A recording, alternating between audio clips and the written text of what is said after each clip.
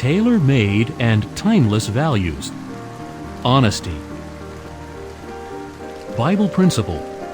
Who may be a guest in God's tent? The one who is walking faultlessly, practicing what is right, and speaking the truth in his heart. Psalm 15, 1 and 2. The benefits. Most people value honesty and integrity.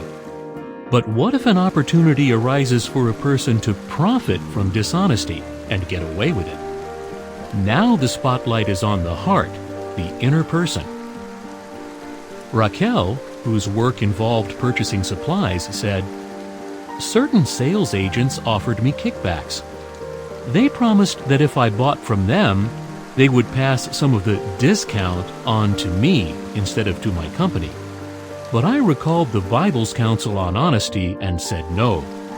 My boss heard about this, and her confidence in me grew." Had Raquel been seduced by the offer, she might have profited financially in the short term. But what if her employer found out? Would Raquel have kept her job? And what about her future job prospects? More important to Raquel were her conscience and self-respect. A good name is to be chosen rather than great wealth. To be respected is better than silver and gold, says Proverbs 22:1. Jesse too was honest and reliable, thus earning a good name with his employer. The benefits? Not only was he given a managerial position, but he was also entrusted with more flexibility in his work schedule. As a result, he was able to spend more time with his wife and children and in spiritual activities. When looking for prospective employees, some employers have gone to groups that are known for their honesty.